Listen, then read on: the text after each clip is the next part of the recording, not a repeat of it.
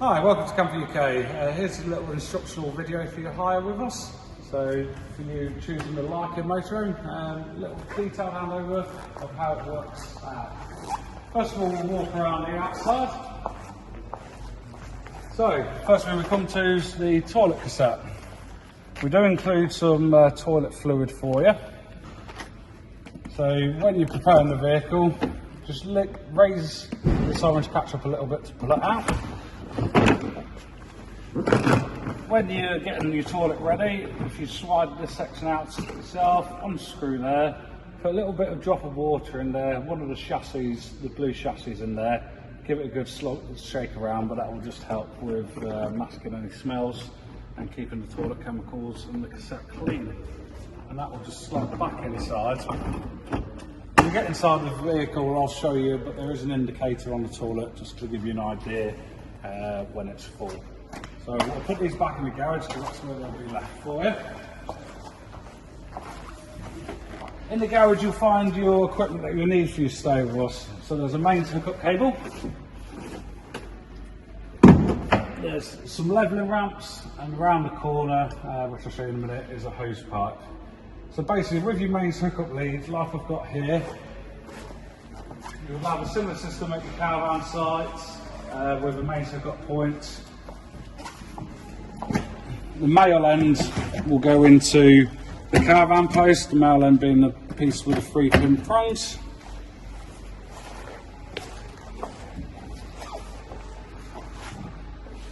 And into the vehicle, female end, which will go into this exterior flap here, assuming that the campsite or where you're staying has mains power. That will allow for your mains power to work as well as your 12 volts. If you are staying somewhere without the mains facilities, then it'll just be 12 volt power that you'll be running on. But we'll talk about how that affects the different appliances that you've got inside the vehicle. Also, I'll show you when we're inside, but on the vehicle you have 2 water tanks. You have a fresh water tank and a wastewater tank. The wastewater tank is empty by this switch here. So again, there'll be a control panel on the inside that will show you your levels. And when it's ready to empty, just press the down button, which will open it up and allow the water to drain. Generally, you do it over a drain area at the campsite or any drains waste. Once you're finished, just close it back up by pressing the up button. So that will mean when you're putting stuff down the sink or down the shower, that it doesn't just run out while you're going along. Just with a bit of safety in mind, at the back of the vehicle you've got a reversing camera. That's linked up to the multimedia unit inside the motorhome. So when you engage the reverse gear, whatever image you've got on there, should it be the sat nav or the radio, it will automatically switch back onto the screen that the reverse camera shows. So as I said, just to show you, there's a hose pipe. So when you get to a campsite, they will, when you get to the campsite, they should have a water facility on site. You'll hook up onto their fresh water pipe and run it into the side of the vehicle, which I'll show you where that is in a moment. If you're staying away somewhere that doesn't have these facilities, if you ask us beforehand, we can fill it up with water for you. Yeah, so this is your fresh water tank. So think blue water. You don't want to be putting any diesel in there because your tea won't taste very nice. So it is key operated, and now's a good time to explain the keys. You have this one, which is the Fiat key, and you have the manual key, which is the Laika key. So this key will operate anything to do with the back end of the vehicle. So your garage locks, for example. Close the door, turn it round, turn the key in, push and lock, and opens the opposite way. So again, because this is part of the back end of the motorhome, it'd be this key to operate it. Half a turn. It'll come out through there. Sorry, a little bit of difficulty, but just put your hose pipe in there, run it through until it's full to give you your water capacity. So then here we have an external shower point, which could be useful if you're taking bikes with you or washing the dog off. Okay, so this is a pressurised system. You just put the end in there, turn it over, and then basically your hose pipe will work Just be careful when you undo it, so you slide it back the other way, pull it out gently, but a little bit of water will come out of there. That will also be located in the boot, so I'll just put that back there now.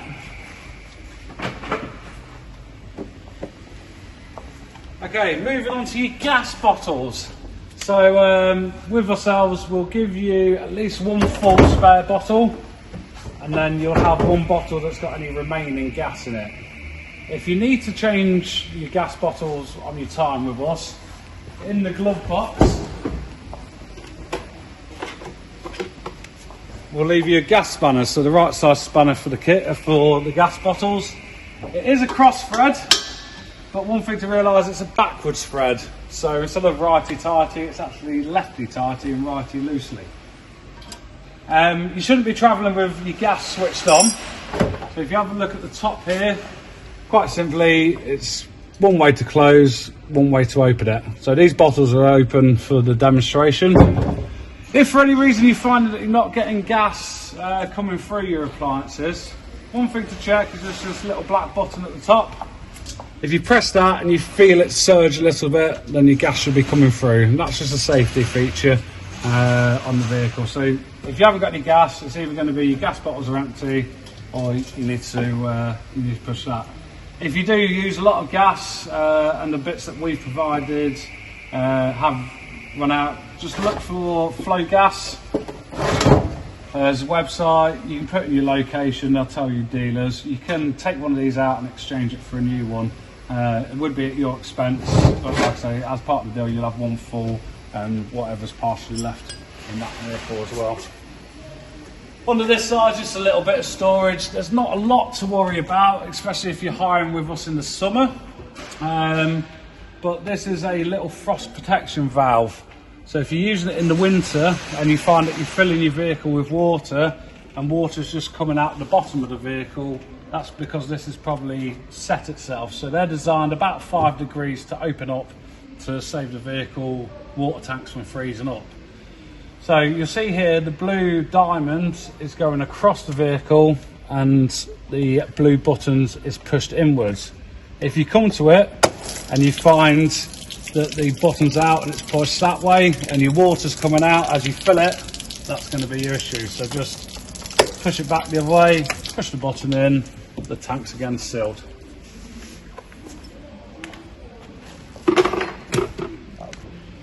So that's your fuel cap. That will work off the Fiat key because it's a Fiat part. And underneath AdBlue. These vehicles do like to drink a bit of AdBlue.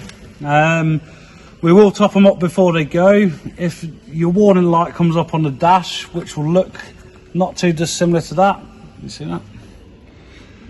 It doesn't mean it needs filling up straight away, but the advice is 500 to 800 miles it will run out. If you are concerned, do fill it up. If you haven't got much of your journey left, then you can leave it and we'll fill it up when it comes here.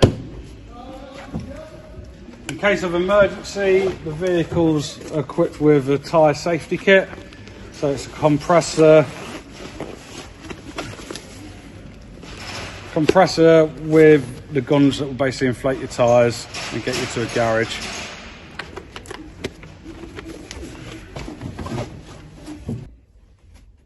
Okay, so a little bit of the dash. We'll start off with the navigation system. So this vehicle's wired up, the navigation is wired up to your leisure battery so you don't drain your vehicle battery. So that little switch there will turn the system on.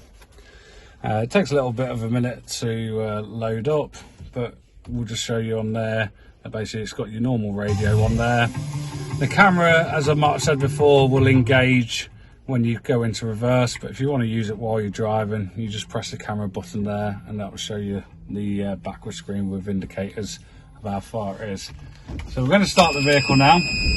That noise indicates that basically we've left the electric step out on the outside. Rather than going to the back of the vehicle, you can bring it in with that. The others is because we've left some skylight open, so if you do find that you're still making a noise and that lights up there's lighting up, that means a window or a door's been left open. So just to save you, we'll turn the engine off now.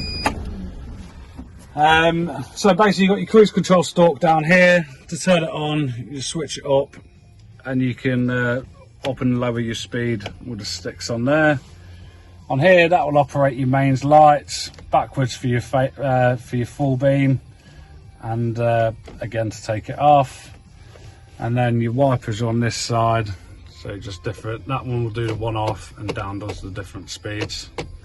It is a multifunctional steering wheel, so you can control the radio volume with the steering as well. In the front, you've got blinds, so you've got around the fronts and the sides. I've just demoed the side one here. Two little sections there that you just push inwards to release, slide across and hold onto the magnet. The one on the side you pull together to get them sorted as well.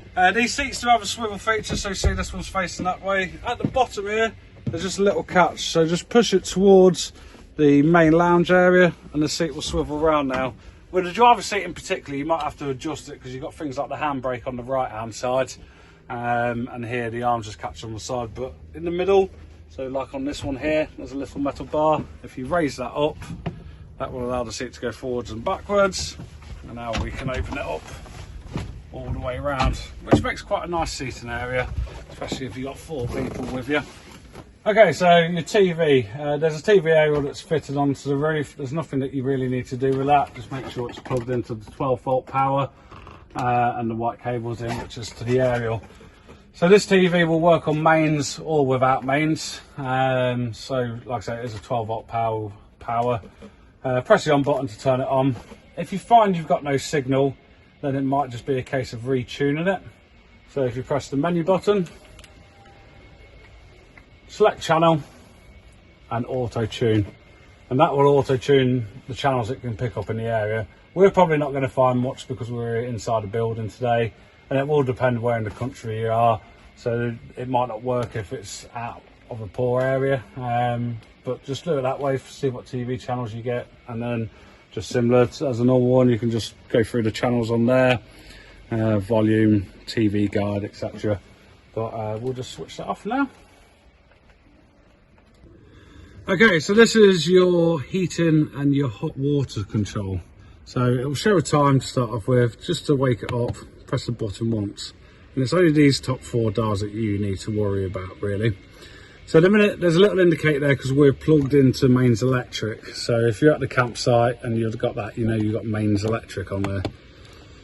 So at the minute, the heating can be set from anywhere to 5 to 30 degrees. So hopefully you won't need it because it's been nice and warm, but let's say you want it at 20, we just select 20 and it will come on. We go across now to the thermometer, that's your water. So Eco will set the water temperature to around 40, hot will go to 60, and there's a boost in case you need water quickly. One thing to note, if you select boost, then your boiler is going to put all its effort into heating the hot water and not your normal ambient heating. So if you have that on boost and you've got your heating going, your heating will cut out, but it will work on hot and eco settings. So we'll leave it on eco for now. The next one is your power source. So just here we've got a gas bottle and electric. And the minute it's set up for gas, but because we're on the mains hookup, we might as well use their electric. So you can choose electric 1 or 2, just depends how much kilowatts it draws. The same with gas. You can have it on gas purely by itself, or you can run it on a mixture of electric and gas. So ideally, if, like I say, you're at a campsite, you run it on electric. If you're finding it's not warm enough, then put it onto a mixture so it uses some gas as well, and that will make it a little bit more powerful for you. If you are wild camping, it is only gas that you can use. Just some things to be mindful of. This can throw up error codes like it has done now. Just pause it. But it's always worth having a Google first. YouTube videos out there explain a lot. In this case, it's actually down to no supply of gas. So I just checked, and one of the gas bottles is actually empty, so I've swapped it over now. What I can do is wake up the screen again, and you can see that the error code's gone. Sometimes if it's flashing, that means you've got to give it 15 minutes in order to let itself sort itself out, and if the little arrow icon warning marks down the bottom, then you can go on there and click it off. So at the minute we've got the water one flashing, so that means it's not at temperature yet. The heating that we set to 20, because it's a hot day today, it's actually hotter than 20 degrees. So the heating is at its ambient temperature and therefore it's not flashing. When that goes solid, then you know that your water is at 40 degrees. So if you're wild camping, you'd be having it on the gas as we are now. And the only other thing to show is the fan. So just if you want to have it on a higher mode, if you want it's an air heated system and the fans will work a bit harder. It will be slightly noisy that way as well, but because it's warm, we won't be bothering to adjust the heating too much now. If you do find that you've run out of gas and the air is still showing, then it might just be that there's not been enough gas come through the system yet. And the easiest way to do that is to run it through your hobs. So yeah, this is your gas setting. So sometimes just to run the gas through the system, if you just change the bottle, you might just want to run a little bit through the cooker. But here you can put it onto your gas setting, keep it held down, press the igniter. Now if you let go straight away, on this occasion it has worked, but you're best to hold it down for a few seconds in order to be enough gas for it to stay lit, and that will work. And then just to turn it off, you put it back in the main position. But like I say, if you find that that's not working on gas or your fridge isn't working on gas, just run from gas through the system on the hob to get it all in. So your next option is your oven as well. So if you just set the temperature that you want, again hold the button in, the top left's your igniter. We can see that the flame's lit, and we'll just leave it a few seconds to make sure the gas has come through. Let go, and now it's lit. And again, just to turn it off, just wind it back up to the top. Next we have your fridge. We recommend that you just leave this on the auto setting. The auto is indicated by the letter A. So this will pick the most efficient set power source. Because we're plugged in, it's showing it on electric hookup. If you just wait there, if I unplug us from the mains,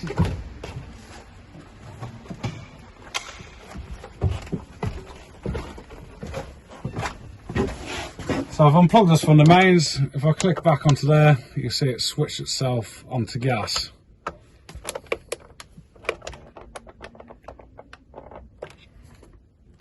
The other indication in the middle is your battery, and that's so you can use the fridge off the vehicle battery, but that will only work while you're driving. There is one thing to note: if you are driving with it and you use it on a battery, if you do pull over and then want to use it on gas, there will be about a 15-minute delay, and that's just a safety feature in case you pulled off at a petrol station. So if you're driving, leave it on auto, have it on the battery. If you're not going to a campsite that's got electric, then you can have it on gas, but like I said, there'll be a 15-minute delay. Just press that middle square button to wake the system up.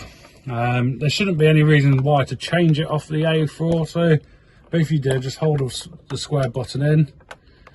Now it's flashing on this section, which means with the arrows I can select which power source I want, and if I press it again, then I can set its temperature again. One thing to note with these fridges, they do have a cooling capacity, so they tend to cool down to about 20 degrees over the air temperature. So if it is 25 degrees outside, you should be able to get it down to 5 degrees. If it's over 30, then it might not only cool down to 10 degrees. But yeah, that's your basics of your fridge. So this is the main control panel of the Laika motorhome. So the top left has got your power on button. Hold it until it lights up. Then you've got a few different buttons on here, so that basically turns off and on your internal lights. So you press that on first and use the various light switches inside the motorhome to turn the lights on. This is your water pump. So at the minute it's off, no water should really be coming through the van. If you turn it on, then you'll be able to run your water. You should hear it pressurise. Please do not have that on if there's no water in the vehicle, and that's where you can tell what water you've got. So at the minute it's got full fresh water tank. If you press that bottom square there, then it will show you the water in. So we've got 100% fresh water, we've got zero waste. As any water that you use, what we call grey waste, down the sinkhole or the shower, that will then show on that side. Obviously when that's got near its full capacity, then it will need emptying. The next one above it will just show you the voltages of your batteries. So that side's to indicate the battery that runs the back end, and that's the vehicle battery. That one there just turns on the exterior light as well. So now we've got the water pump system on. You just lift the tap up, that will show you the water, and then just like your domestic one, move it left or right to get to hot and cold. Obviously at the minute our control panel still showing the hot water is getting to temperature, so we might not be that warm yet, but that's just how you do it. And like I said, that will go into the wastewater tank, which you can see when that needs emptying. Okay, so to operate the second sleeping area, there's a little button down here. If you just press that, then the bed will lower.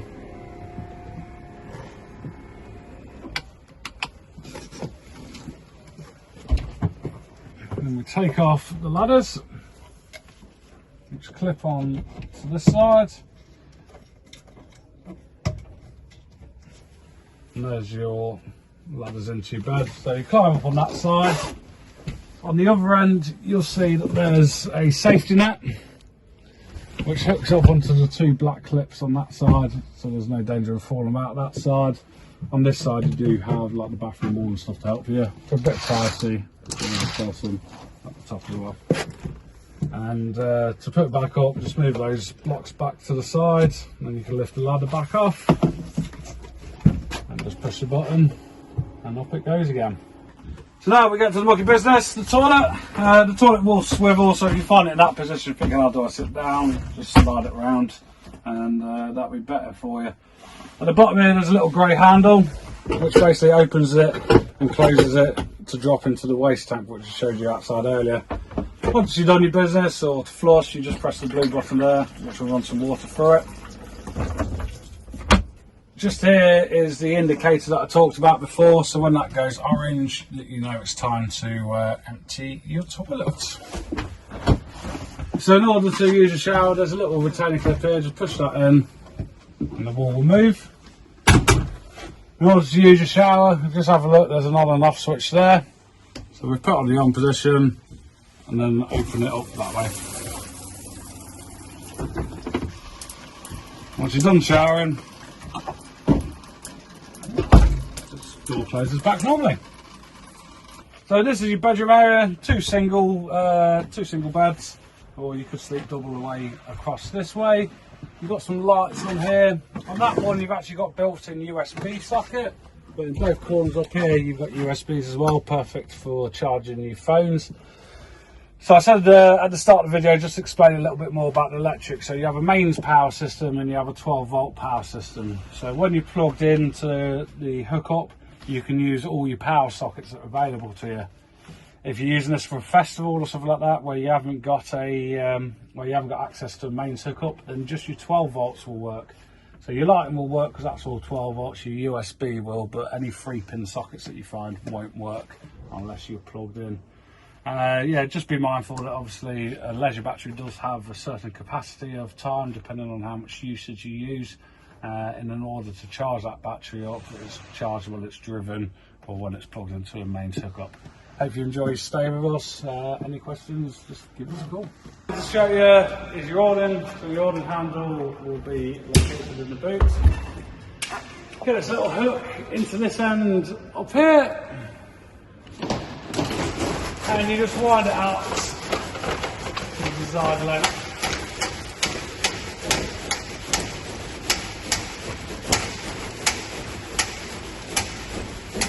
You don't want the bars to be completely straight, so you want them to have a little bit of an angle in them. And then you have your supporting legs just here.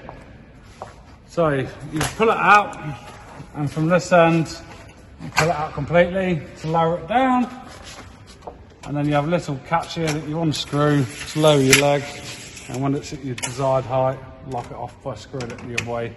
And you do that on both sides. These really are a sun canopy, so if there are winds, if there is wind or there is rain, it's advisable not to use them. They can cause damage if there's a freak gust of wind, so like I say, we don't recommend using it on a sunny day. And to put it away, just unscrew, lift it back up, fold that in so it faces into the awning, and then close it off by pushing it back in that end, and then you just wind back the opposite way.